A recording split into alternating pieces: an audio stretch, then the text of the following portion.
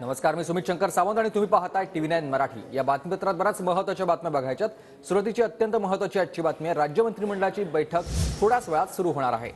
मंत्री छगन भुजबळ हे बैठकीसाठी पत्रात दाखल झालेले पाहायला मिळतात। भुजबळांच्या राजीनाम्याच्या गौप्यस्फोटानंतर ही बैठक आयोजित करण्यात आली आहे।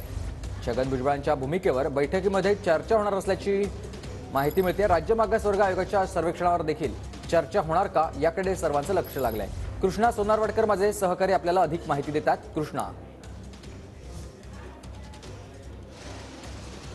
सुमित, आपण पाहतोय की थोड्याच वेळामध्ये मंत्रिमंडळ बैठकीला सुरुवात होते आहे आणि मंत्री छगन भुजबळ हे सुद्धा बैठकीसाठी पोहोचलेले आहेत। काही मंत्री अजून यायचे आहेत आणि थोड्याच वेळामध्ये बैठकीला सुरुवात होईल। बैठकीमध्ये काही ठराविक विकास कामांच्या संदर्भातली चर्चा तर होणारच आहे, मात्र राज्यातील सध्याची परिस्थिती एकूणच कशी आहे या संदर्भात सुद्धा चर्चा होणार आहे। ओबीसीचा तापलेला मुद्दा असेल आणि छगन भुजबळ यांनी घेतलेली भूमिका असेल, त्यावरून सुद्धा मंत्रिमंडळामध्ये त्याचे पडसाद जे आहे ते पाहायला मिळतील। शिवाय थोड्याच वेळापूर्वी राज्यातील कायदा आणि सुव्यवस्थेसंदर्भातली बैठक जी आहे ती गृहमंत्री देवेंद्र फडणवीस यांच्या सोबत पोलिसांसोबत पार पडलेले आहे। पोलीस महासंचालक रश्मी शुक्ला सुद्धा या बैठकीला हजर होत्या आणि त्याचबरोबर मुंबईचे पोलीस आयुक्त आणि स्पेशल सीपी हे देखील बैठकीसाठी पोहोचलेले होते आणि आता बैठकीला सुरुवात होणार आहे। या बैठकीमध्ये आपण पाहतो की शिर्डी विमानतळाचं जे कामकाज आहे त्यासाठी 1400 कोटींचा जो काही निधी मंजूर झालेला आहे त्याचा सुद्धा प्रस्ताव जो आहे तो बैठकीमध्ये घेण्यात येणार आहे। शिवाय जिल्ह्यात महाराष्ट्रातील प्रत्येक गावासाठी मधाचं गाव ही योजना सुद्धा येत्या काळामध्ये राबवली जावी, यासाठी प्रत्येक गावाला 54 लाखांचा निधी सुद्धा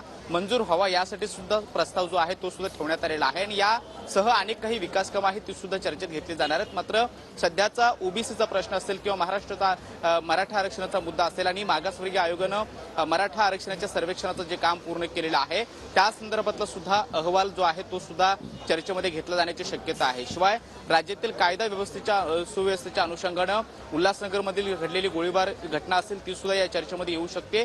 थोड्याच वेळामध्ये मंत्रिमंडळ बैठकीला सुरुवात होते, त्यामुळे हे सगळे विषय जे आहेत ते सुद्धा त्या बैठकीमध्ये चर्चेत घेतले जातील आणि त्यानंतर माध्यमांची नेमकी काय प्रतिक्रिया येतात किंवा जे वरिष्ठ नेते आहेत, मंत्री आहेत, ते माध्यमांशी काय बोलतात हे पाहणं महत्त्वाचं असणार आहे। मात्र राज्यातील या सगळ्या घटना आपण पाहतोय की मागच्या काही दिवसातल्या घडामोडी असतील, मराठा आरक्षणाचा पेटलेला मुद्दा असेल किंवा मनोज जरांगे पाटील यांनी जी पुन्हा भूमिका घेतलेली आहे की जोपर्यंत मराठा आरक्षणाचा फायनल जो काही तोडगा आहे किंवा अंमलबजावणीची जी प्रक्रिया आहे ती जोपर्यंत सुरू होत नाही तोपर्यंत मी पुन्हा एकदा उपोषणाला बसेन असं सुद्धा त्यांनी भूमिका घेतलेली आहे। त्यामुळे तो सुद्धा विषय या चर्चेमध्ये घेतला जाऊ शकतो। त्यामुळे हे सगळे विषय थोड्याच वेळामध्ये मंत्रिमंडळ बैठकीमध्ये घेतले जातील। धन्यवाद तुम्ही दिलेल्या सविस्तर माहितीसाठी कृष्णा।